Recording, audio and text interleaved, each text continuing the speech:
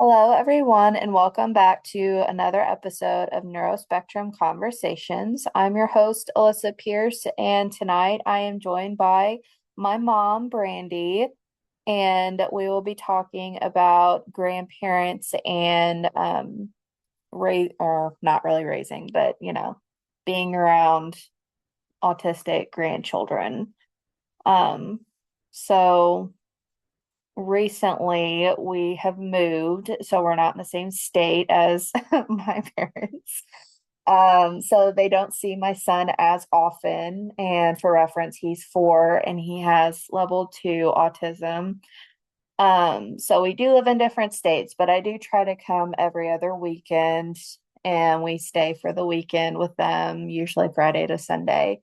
So, Mom, what do you think about, having him here for that period of time, when you do see him? I love it. I love spending time with all my grandkids. It gives me one-on-one time, and I've had to kind of reframe my thoughts on seeing my grandkids, and I have to think about it more of quality and what we do together versus quantity, which is two different things. And I would like quality and quantity, but if you're kind of your hand is forced, then you want to have good quality time with them, and I want to make good memories with them, as with all my grandkids. What were your thoughts when he first got that diagnosis? And I told you kind of what we suspected when we started that process. It didn't surprise me. It didn't bother me because it doesn't change the way I think about him or feel about him. And I've been down this road more than once with my kids.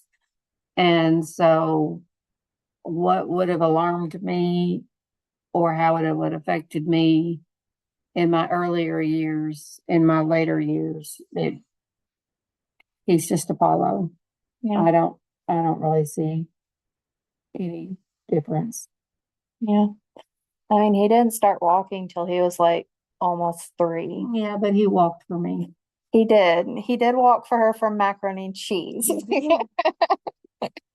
That was the only food he ate for a straight year. So that should have been our first kind of clue that something was not right. But, when he was born premature. So obviously we knew he would be delayed in a lot of aspects. But, when we started that process and like his pediatrician said that there was something not quite right and they wanted to do the MCHAT and then we pursued the actual diagnosis.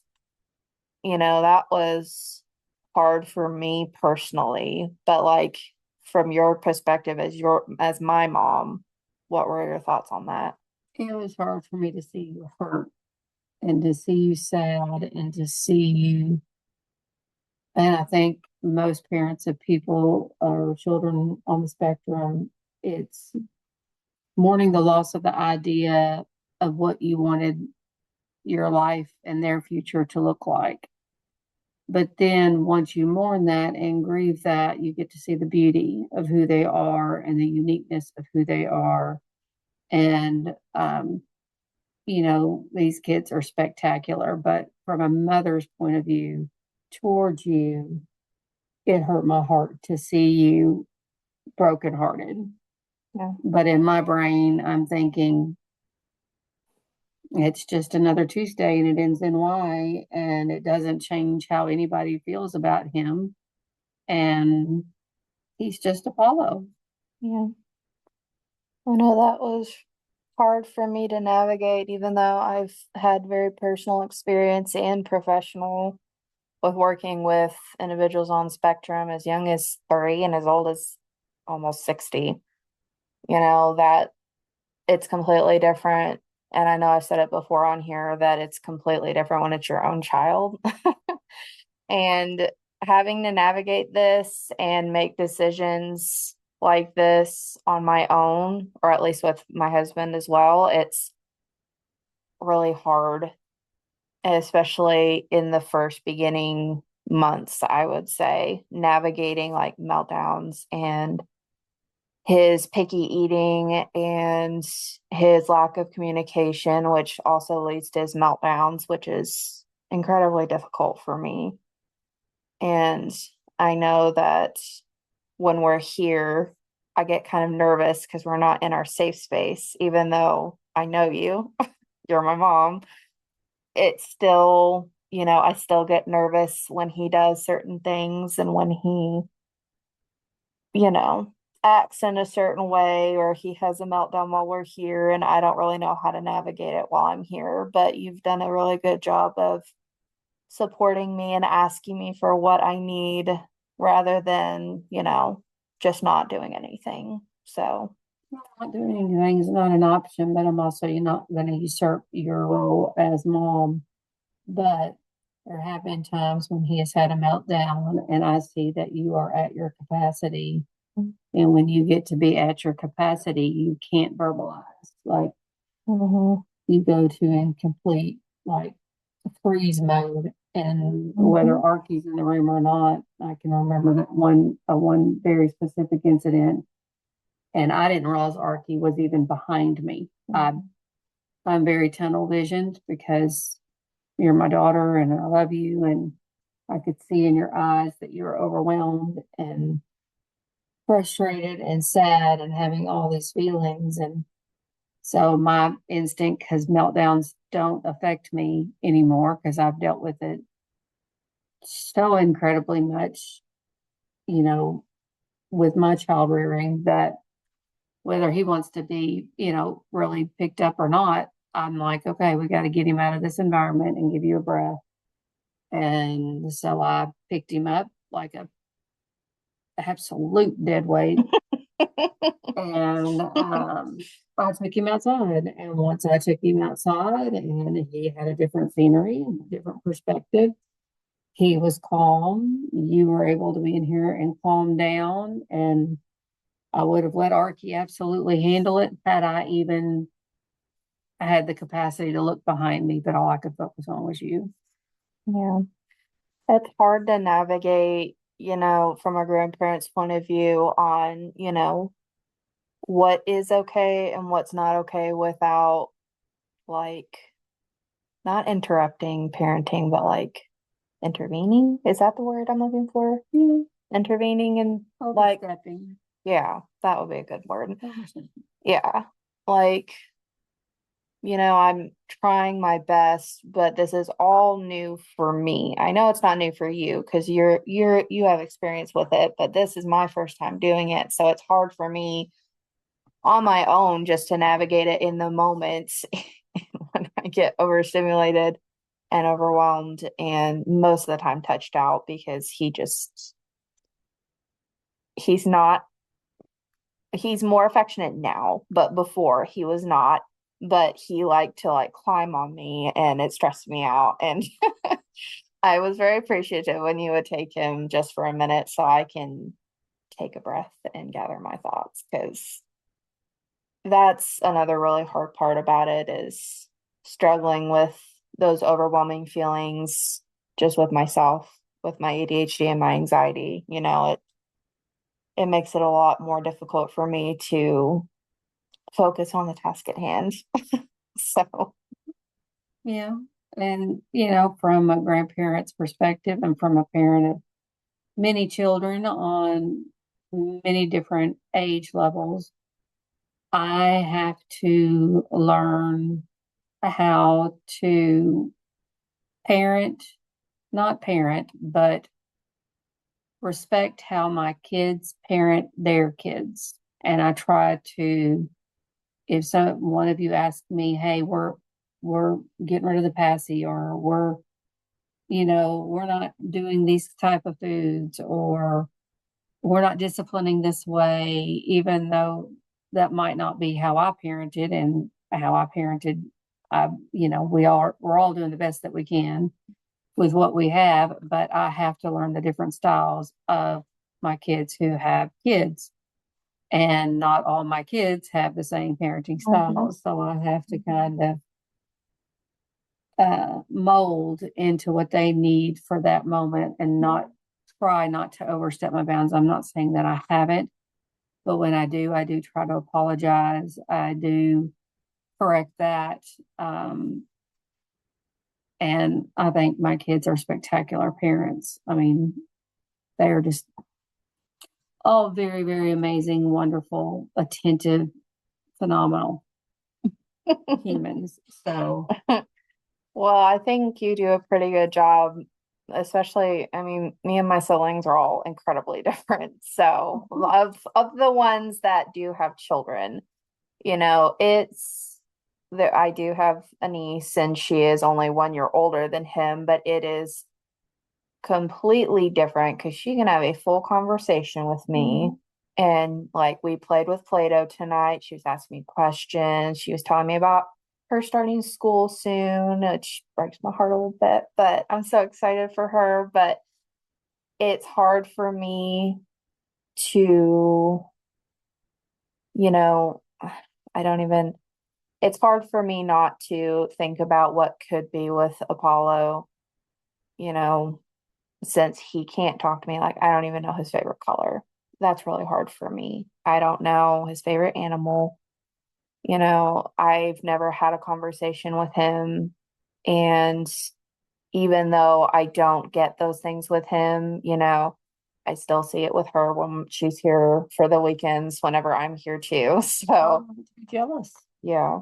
And it, With my when I was raising, some of your siblings, I found jealousy was a big part of it because it's like, this sibling does not, they don't understand.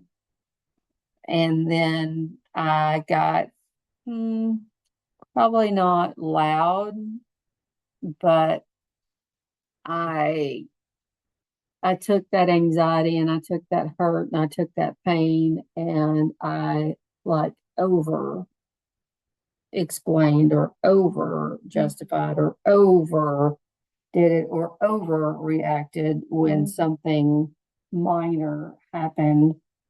And it did affect my relationship with my siblings. And, I've apologized for all that. I can't change the past. All I can do is build from what is now 10 toes down and move forward. But, you know, nobody's kids are perfect. No parent is perfect. And it is hard. It's hard when you have, like, for my grandchildren are, there's a baby. And so he's just kind of finding his personality. And then I've got, Apollo, who's 4, and my oldest grandchild, that's 5. And it is a totally different dynamic, you know, but at the end of the day, like when we were in there playing Play-Doh, I was sitting in between the kids and I was talking to and listening to and interacting with my granddaughter who, is a little chatterbox and busy and going and doing. And then I have Apollo on the other side of me, putting his Play-Doh in a ball and spreading it out. And he says, "Cut, please." And to me, that is just as amazing as, having a full blown conversation, with a 5-year-old. And he is more interactive now. Yeah. When he was younger, he did prefer men. And so that was internally hard on me because I want everybody, if I could have all of my kids just sitting in my lap, I'd be thrilled. If I could have all my kids and my grandkids sitting in my lap, rocking them and feeding them, I'd be just the happiest person on earth. But it's those, whereas my granddaughter is very affectionate and wants to be held and wants to be hugged and she wants all that attention. It is absolutely precious to me when I walk in the door from work and he stops whatever he's doing and walks over to the door and I can't even get my shoes off. And he grabs my fingers and he says, "Come, lolly bitch." And we go and we sit in front of the door and we take dry erase markers and mark all over my glass doors. Yeah. The things that bothered me or I would never have allowed as a parent because I thought I had to parent in a certain way. And I parented in the year of the Duggars and the Bates and the learning grace and getting out of legalism and all those things. I was homeschooling mom. So I was, I did all that stuff. I would never have allowed my kids to take a dry erase. Of course, they didn't exist back then, I don't think, until y'all's older years. But chalk. Yeah. But I would in a million years let what I let my grandkids do now because now I don't care. I just my house is childproof. There's one cabinet that they still cannot get into that I have some glass things, some things that are precious to me that I want to display. But you can open any cabinet in my entire house and everything is childproof. Everything is safe for any kid, except for maybe my stairs. That's always been a big source of issue. But I just I don't care. Like if you're happy, I'm happy. And if this makes you happy and you draw a picture on my wall, I got swore. I'll put a frame around it because it is not that big of a deal. Meltdowns to me, whether they are in public, in restaurants, in grocery stores, in the car, at home, I learned through my parenting that other people's staring or other people's opinions or suggestions, that is a them problem. That is not a me problem. I'm handling it the way I see fit, the way that works for my family. And unless your feet are under my table, eating dinner at my table, or I'm having sex with you, you don't have an opinion. Mm-hmm. Period. The end. Right. My kids are happy, healthy, fulfilled. I made the decisions, my husband and I made the decisions that were best for them. My children make the best decisions for their children, and they are doing absolutely phenomenal work. And they far surpass who I ever even attempted to be as a parent. I mean, they're just amazing. Mic drop. Well, I can use a lot of words when it comes to that, but my first go around, I was I just wouldn't go anywhere. It was terrible. It was terrible because I didn't understand. And that was probably 30 years ago, because that pretty much started, that was quick. Um, but I was scared to go anywhere. I was scared to go anywhere because of the way people look at you and the way people talk to you and the way people judge you just by their eyes. And unless you live in a glass house, then shut the sorry. Just shut up. Just shut up. Like Yeah. I don't care if you are family, friend, acquaintance. Don't even, unless you are calling me to say, can I come do your laundry? Can I bring you some supper tonight? I can handle it. Do you need to go take a shower or go take a nap? Unless you are here to help without judgment, then don't say one word. I did the best that I could with the tools that I had. When I knew better, I did better. And now I really know better and I try to do much better. Yeah. I mean, no parent is perfect. I have yet to meet one. And if you think you're a perfect parent, you might not be doing something right. No, because there are no perfect parents. I don't care who you are. Mistakes I have made. He's only 4, and I have made tons of mistakes with him. And when he was first diagnosed, yeah, like you said, I didn't want to go anywhere. Don't you remember? I was like like a hermit. Like I did not go anywhere unless I was taking him to therapy. And even when I took him to therapy, I was terrified.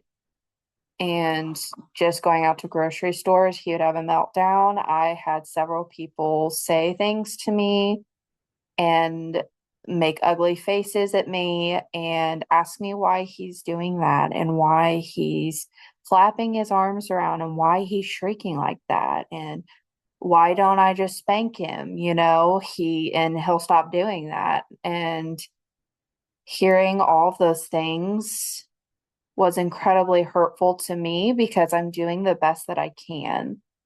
But now that we're a little bit further into this journey, I don't care. I have put up way more boundaries and become more firm in what I say goes with him. And that's taken me a lot of courage because that's not something that I used to do, but it's in his best interest and it helps protect my peace. And I'm doing the best that I can with what I've learned so far. And every day is different with him. And people may not like what I do or how I do it and how I execute it, but it's not really any of your business. It's not your kid, you know? No. And the best things to do when people come up to you and say something to you, whether it's in a grocery store, at a church. I was told Mm-hmm. to take you out of a church Mm-hmm. in front of the entire congregation. And you're not even on the spectrum. You are Mm-hmm. just not. That's a whole different conversation because church hurt is a real thing. And Mm-hmm. anyway, so I'm not going to digress on that. But the amount of things that have been said about my family, because we have several children, um, and every one of you, as you said, are, except for probably 5 and 7, that's like a copy and paste. And oh my God, that is a copy and paste if I have ever. That's right. Oh my gosh. I know. But anyway, and 5 is on the spectrum and number 7 child is not. Um, For reference, there's 7 of us yeah, kids. sorry, yeah. But when people say things like that to you, there are 2 things that shut them up real quick. One is, do I have sex with you? Because if I don't, then then why are you even speaking to me? I don't know you. Mm-hmm. 2, let them say whatever they want to say and sit there and smile Mm. and nod your head. I've done that a couple of times. It And really makes it mad. then look at them and go, do you feel better about yourself now? Does Yeah. that make you feel like more of a man since you Mm-hmm. said that, or more of a woman? Mm-hmm. You know? And then I guess there's a third option, silence. Silence speaks volumes. Mm-hmm. And And that's hard when you're either me or my mother because we're both a little quick to anger sometimes and protective of us. Oh, I don't even want to hear it. I I am quick to anger, but I've learned that not saying anything, even though it infuriates them more, and then they say more to me, it gives me the power because I'm not feeding into their whatever they're saying about my child. I have to stand there and listen to them. No. Mm-hmm. And what I told you and what some people may not know, just because I say this a lot now, is what is anger? It's a valid emotion, but what is it secondary to? Fear and sadness. So when you think about when you are super, super, super angry, and it's somebody who one of my children was famous for um, being in like my bedroom behind the door with the lights off at night. And in obviously I usually typically don't walk into a room with the light off. So I'll reach my hand around and turn the light on, and then he would come out behind the door and scare me. And I would react. I don't like to be scared. And he knows that. He thinks it is super funny, always has.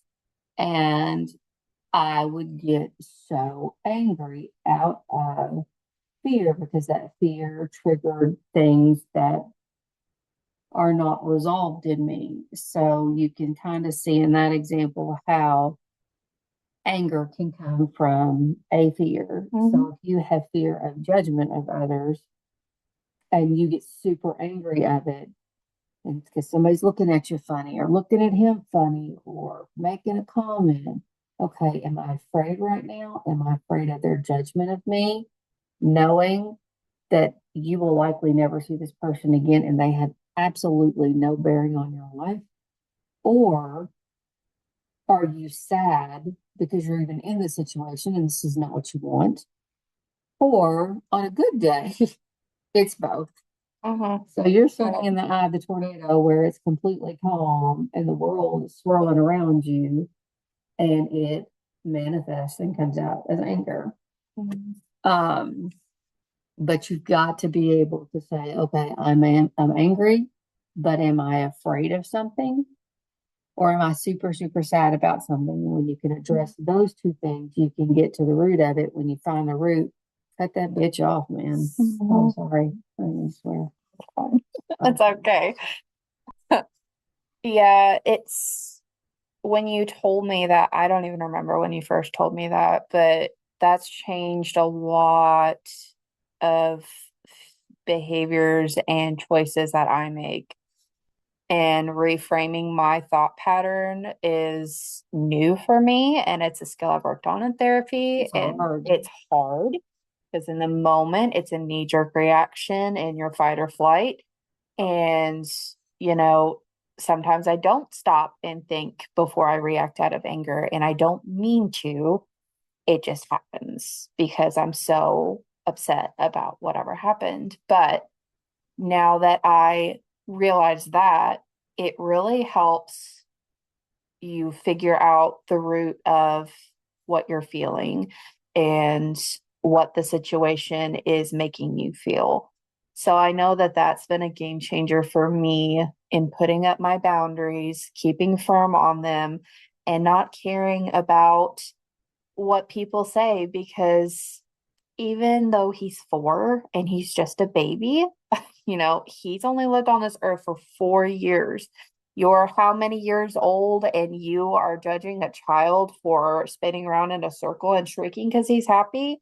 That's a you problem. Well, you've got to think about people who are in their 30s, 40s, 50s, and they can't regulate themselves. They get in traffic, hence you, and you immediately react to anything. People react so quick. They don't take the minute to respond. And, that's, you've made an impression, whether it's a good impression or a bad impression again on these some people that you've never seen, but it's a whole different ball of wax with your family. And, that is where things get sticky because you don't know how to navigate that without hurting someone or being hurt and living with that hurt. And even at 4, it doesn't matter if your child is little bitty or, my oldest is 30 and anybody in between. I've done this with my parents. I've done this with siblings. I've done this with coworkers. When I know, even if I don't think that what I have done or said is wrong, sometimes my execution is, or my thoughts really are, but not everybody hears my thoughts except for God. But I do try very hard to name those hurts. Like, I know what I said hurt you, or if I see that hurt in your eyes, if I see that hurt in my child's eyes, no matter how old you are, apologize. Even when they're young, Apologize. Let them get used to hearing a parent say, hey, I did this. I was wrong. It caused you hurt. I am so sorry. And I'm going to work really, really hard not to do that again. And you may make that same mistake again. And you apologize again. But what you also have to remember is that continuation of apology without any change is manipulation. Yep. So it's like, at what point are you sincere? And what point are you just manipulating because you got caught? Yeah. And that's another layer. But my goodness, apologize to your kids. If you blow up, apologize. If you say something you shouldn't have said, apologize. And for the love of God, don't justify it. Because it doesn't matter if you feel like you're in the right. You have hurt someone you love. I am so sorry I hurt you for whatever. And another, I know this is more on the therapeutic side of it a little bit, but when you ask for forgiveness sincerely, your part is done. And that's not giving another person permission to hurt you. That's not doing any of that. That is putting the ball in. So if, Alyssa, if I did something to hurt her and I apologize to her sincerely, the ball is 100% in her court, whether she wants to forgive me or not. My sole job is, I know that I've apologized sincerely, and I have that layer of, I have to forgive myself for hurting my child. That I have to work through. But Alyssa has choices. She can forgive the facts of what happened, like bullet point, take the emotions out facts. But then there's the impact, and that takes a little bit longer to navigate. And then you have the whole, I don't want to forgive you. And if you don't, that's okay, because I'm still going to love you. And it's also not for me to ask you every 5 seconds, did you forgive me? Did you forgive me? Did you forgive me? Did you forgive me? No. I always say, when I apologize to my kids, I will never ask you if you've forgiven me. But know that I am sincere. I will work my hardest not to do this again.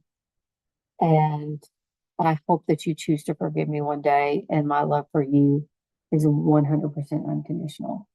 Start that when they are young, whether they are on the spectrum or not. If you've got older kids, do it now. It is never too late to do that. But I know I've seen in your face, I know I have felt like this personally when my kids were young. That it's like, if you do not stop touching me, and those feelings of rage that you don't want to have, Yeah. and then it's immediate guilt. Yeah. Or the bigger emotion that I hear come through my ears is shame. I'm so ashamed of myself for thinking what I'm thinking. I'm so ashamed of myself of doing this. Well, friends, neighbors, and countrymen, you can lend me your ears now. You can go 10 toes down on this. Shame does not enter my vocabulary.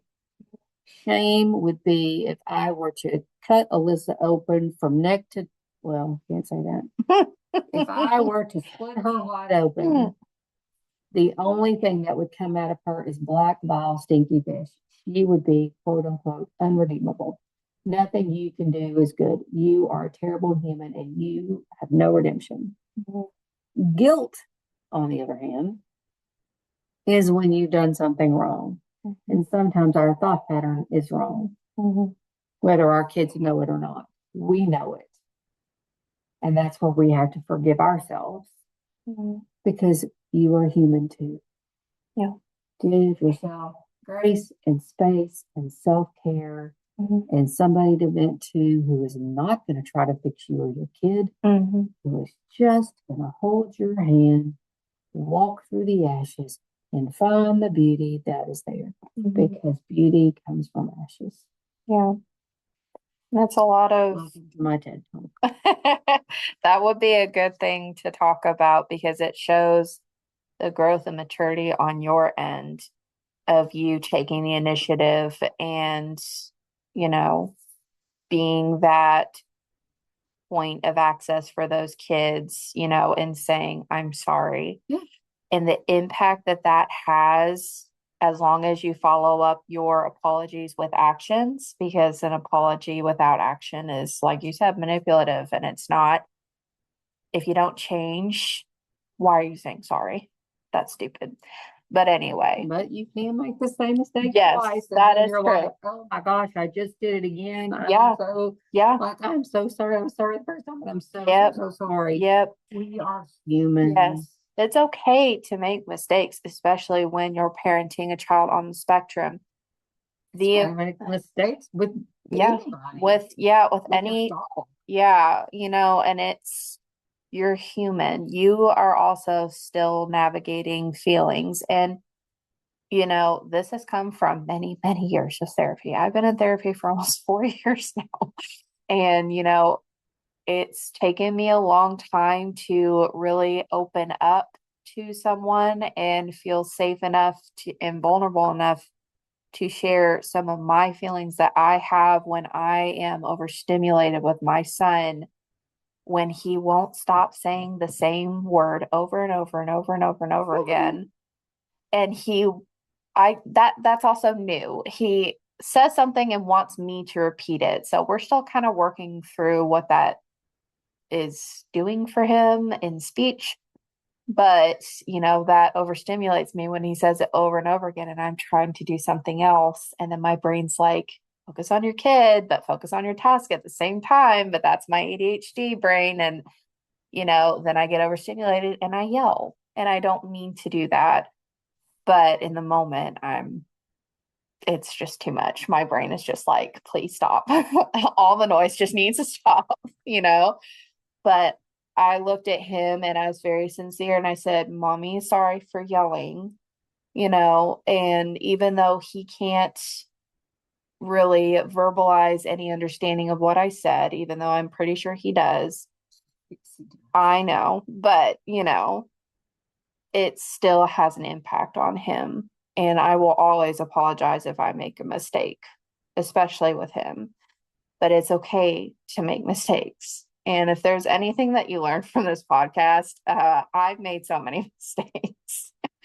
I've made so many, and it's hard. And this journey is very difficult. It doesn't matter if your kid's 4 or if your kid is 40, it's still hard. It's still hard to make those decisions and deal with those behaviors that affect you. And, you know, it's there's a lot that I could say about that, but I mean, you've raised a couple of kids on the spectrum, so I'm sure you understand that pretty well. So, yeah. And you know, it's a hard thing to work through, but it's not impossible. No. And what seems impossible to a lot of people at your stage now is like the thought process is this is never going to be any different. This is never going to change. It's always going to be like this. It's going to get worse. It's going to do this. It's going to do that. And, you know, no, no, there's always hope. There's always something new coming up. There's always different things that you can try. And, you know, back then, I, I would have never dreamed, you know, I never allowed myself to dream, I guess, of where my kids could be now. And it's phenomenal, but I also put in the work. I educated myself. I advocated. That's a whole different, Mhm. that could, that, that That's more like a 2 hour long conversation. fires me up Hmm. more than anything. Is I advocated and I got into therapies and I changed diets and I made decisions that were best for my family with the knowledge I had, and I don't regret one single thing that I did or chose to do, and I will stand by it to this day. You did the best you could to set them up for success. And a lot of people don't agree with it, with what all we've done and where I stand with things. And you know what? We can live in a world where we disagree, and what works for my family is not going to work for yours. And if something completely polar opposite works for you, well done. But I'm not going to judge you. You don't judge me. But advocate. Just because a doctor has several degrees hanging on their wall, all your child is their name on a chart. You are the expert of your child. And don't let them tell you any different. But again, that's a different story for a different day, because I get a little, That's gonna be a good I get fired up, and I get fired up because I absolutely despise people who make broad assumptions. Well, I'm thinking women, but this does, I'm sure, happen to men as well. So I don't want to, feel like I'm just speaking with women. But ladies, empower your voice. Stand up, stand tall, ask questions, get second opinions. And if they say, this was a direct quote from one of my children, my oldest daughter's pediatrician. If you want 15 men in suits standing around you and your daughter, holding hands, telling them the same things that I'm telling you with my blue jeans on, then you go right ahead. Now, bear in mind, I had just walked into another professional doctor with his feet on my baby's bed.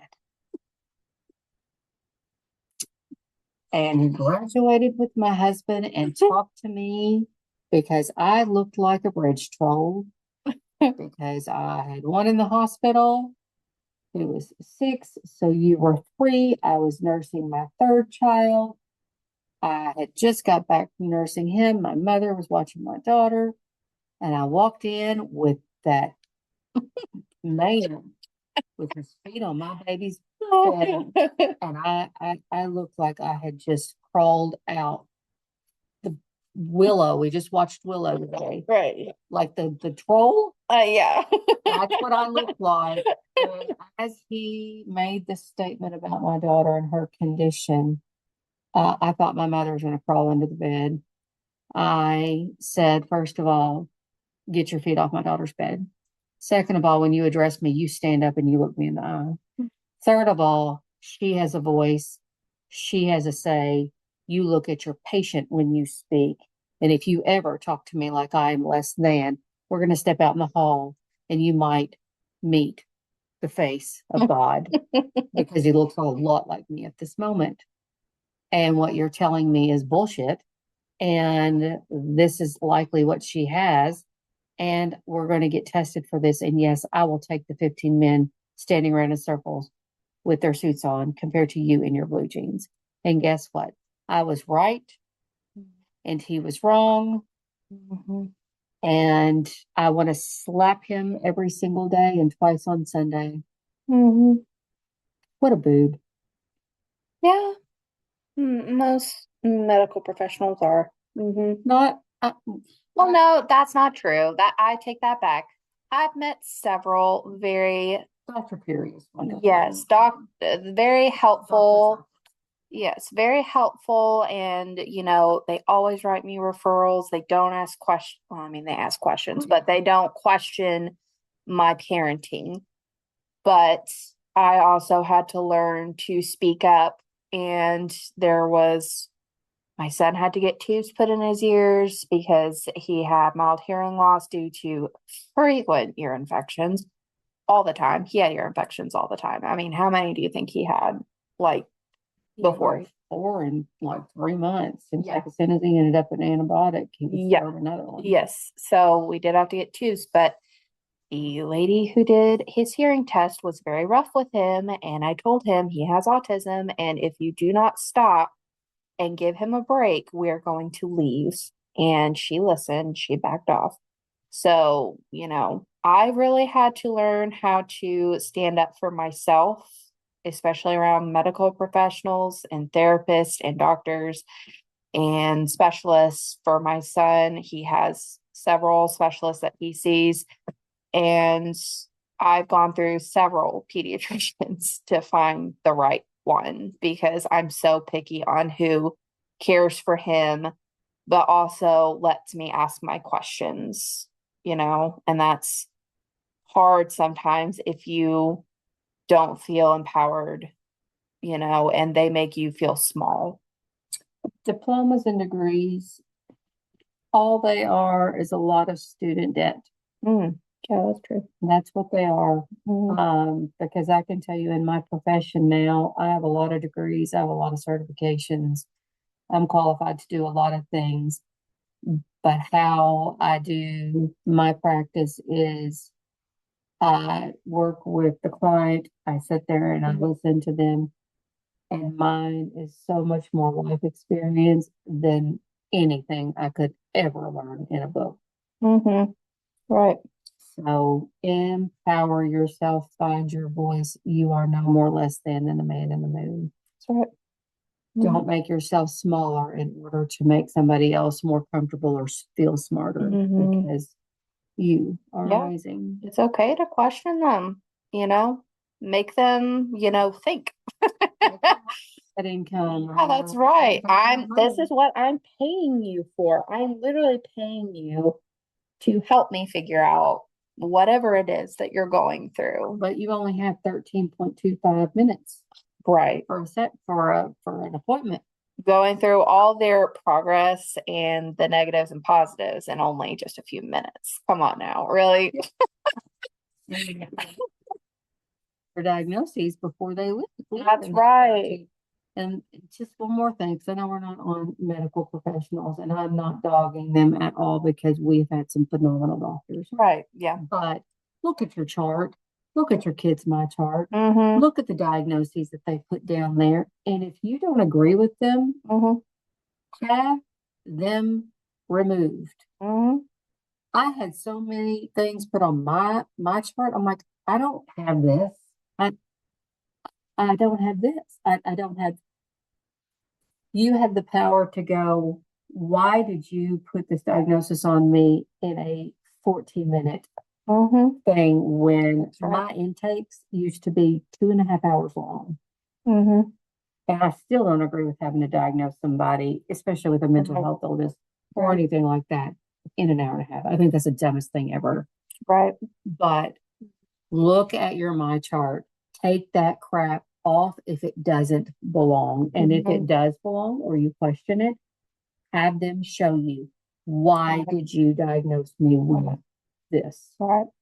Especially for your kids, Oh my gosh. because that could mean the difference between having. That's a job when they get older. My son could not get into the military because of something some 12-year-old, 12-pound nitwit gave my kid like that I didn't even know about until he was trying to get into the military. Yeah. And I about lost my religion. I did not lose my relationship with Christ because it's forever. My religion. Yeah, it's it. Yeah, that's. You might want to delete all that because that just. It's okay. There's so many things, that I can ask, of you and like of several other people who have walked this journey much longer than I have and have dealt with way more than I have. And hearing these perspectives and being real and raw and honest is what I wanted out of this podcast.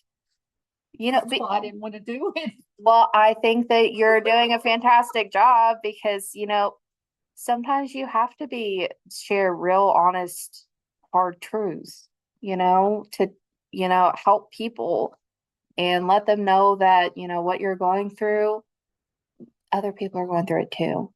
I guarantee there's at least one other person who might be going through the same exact thing. It's hard when my kids were younger. It was hard because I didn't know, and this was not really a thing when a couple of my kids were older. When my third one rolled around, like I knew that I knew that I knew, and I'm Mm-hmm. like, okay, I knew who to call, I knew what to do, Mm-hmm. and when Apollo rolled around, I'm like, okay. Yeah. I mean, it just did not affect me. And what affected me is how it hurt you. That affected me. Yeah. And I know from that perspective, I won't understand that because, obviously my son is only 4. So, I don't have that perspective of it from a grandparent's point of view because, you're seeing your daughter go through these trials with her son, and you can relate to that from how you raise your children and, how your mom sees how you hurt, and it's, a generational thing and it's not ever going to be anything easy, but like I said, it's not impossible.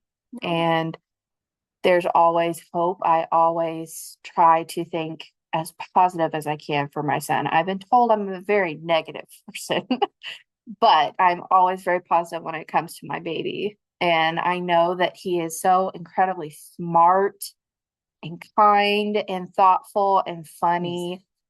He's so funny. No, he really is. Clap. Yes. And I mean, one person does not clap. He gets He offended. will stop. Everybody has to stop and then Yep. do it again. That's right. He's like, come on now. You have to clap, and he says the funniest things when he does talk. And, I have full on conversations with him. And even though he doesn't say anything back most of the time, I know he's listening. And, I'm always hopeful that we'll have that conversation one day. And I know. Now.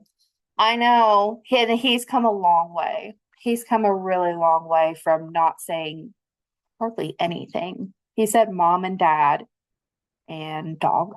And I think that's all he said. He didn't say my name for he said Pop. He would say Meemaw. And I'm like, he would not.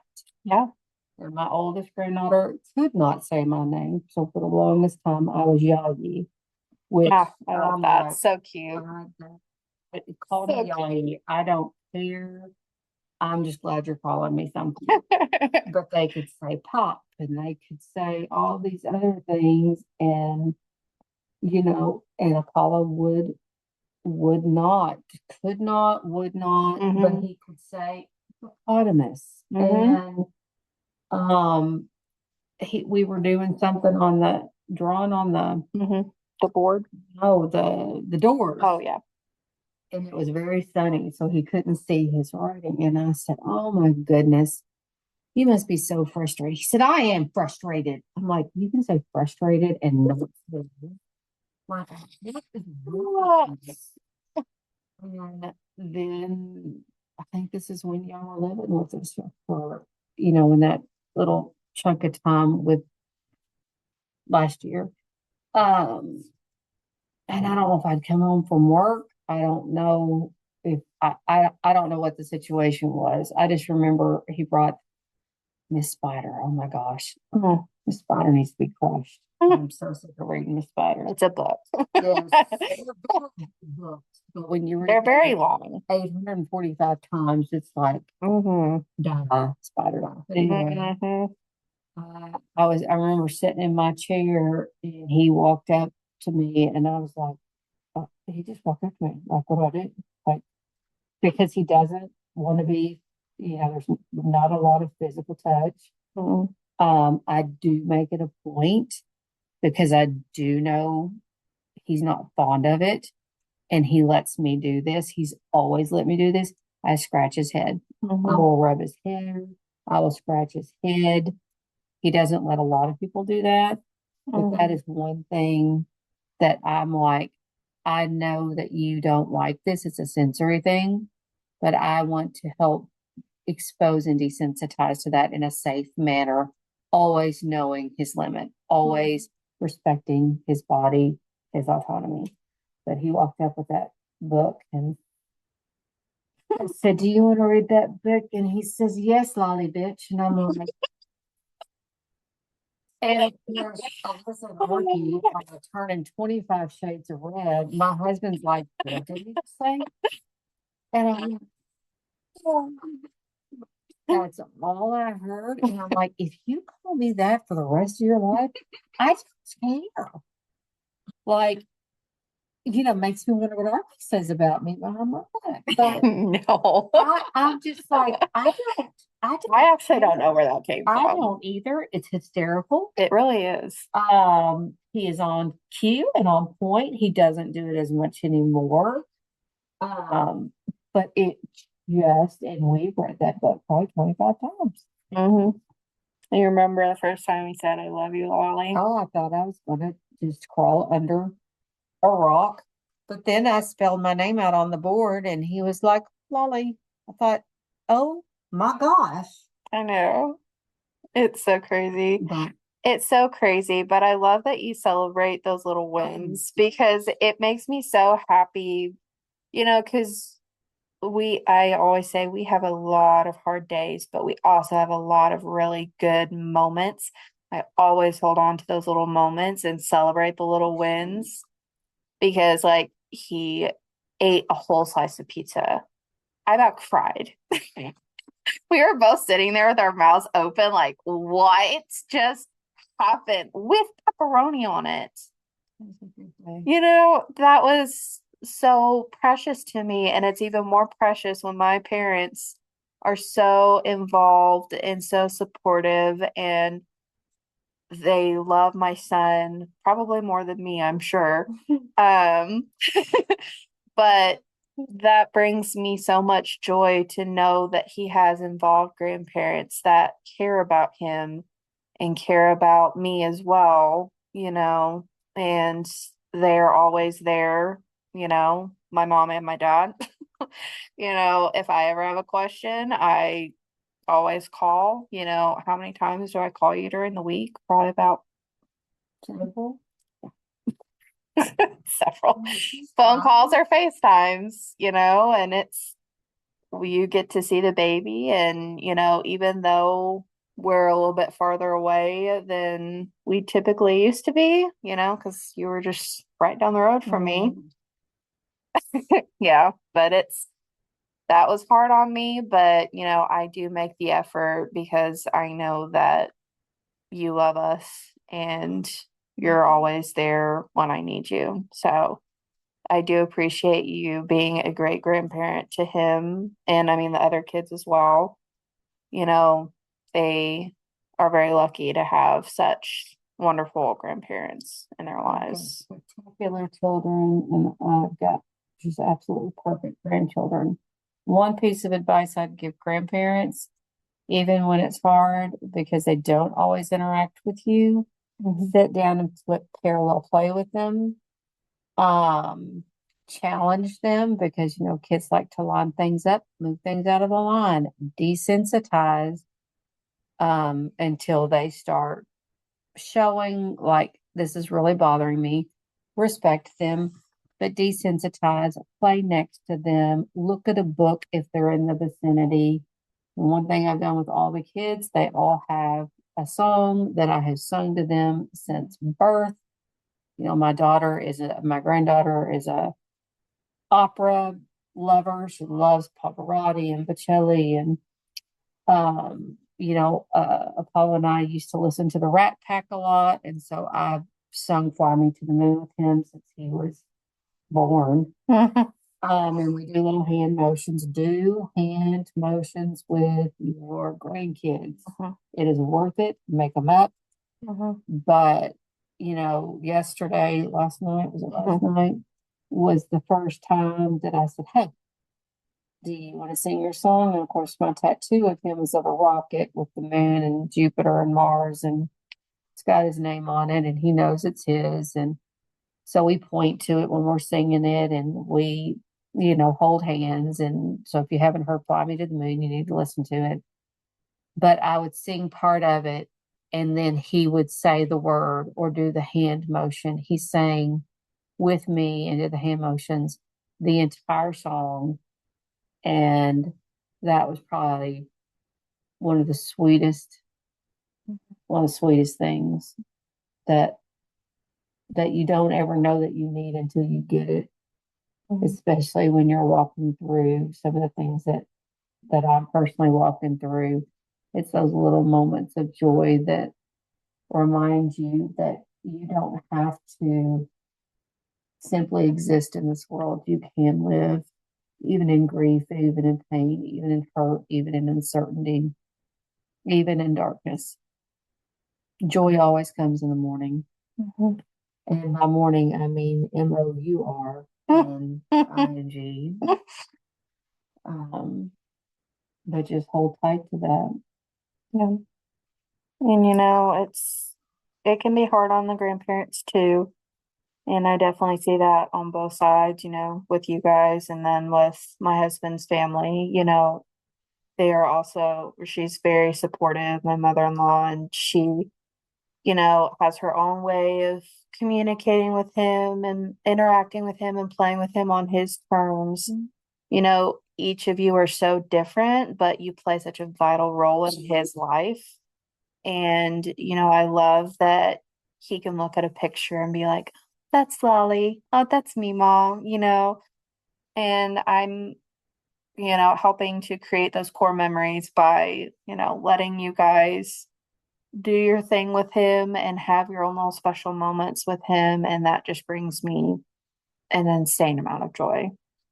And I highly commend all grandparents who are involved in their grandchild's lives if they're on the spectrum because, it is difficult at times, but it is also very rewarding. It's never been difficult for me. It can be for some people, for some families, not for you. I mean, like I said, the most difficult part is seeing you hurt. And Yeah. he's not difficult with me at all. No, he is a really good kid, and I'm not just saying that because he's mine, but he is he is a really good kid, and he's very special to me. But yeah, he's an angel. I love him so dearly. But I think we will go ahead and wrap up the podcast there. So thank you for speaking and sharing your experiences and sharing with everyone. Your name is Lolly Bitch. I swear I don't know where that came from. That was out of the blue. But when he said that, I about died. I heard it was Lolly. I to be honest with either one going, what did he just say? I know. And then he said it again, and I was like, oh my gosh, what? Where did that even come from? I don't care. But it's so funny. I don't care. It's hilarious. He can call me whatever. I may have to get that put on a shirt for you because that's funny. But, a funny baby. he is. But thank you for sharing your experiences. And maybe in the future we might record another one, maybe on advocating. Oh, How long would that one be? Like 3 hours? I'm gonna swear to get on that one. That's right. Well, thank you guys for listening. And if you're interested, there are plenty of other episodes on Spotify and YouTube. So make sure you check those out. And I will talk to you guys in the next episode.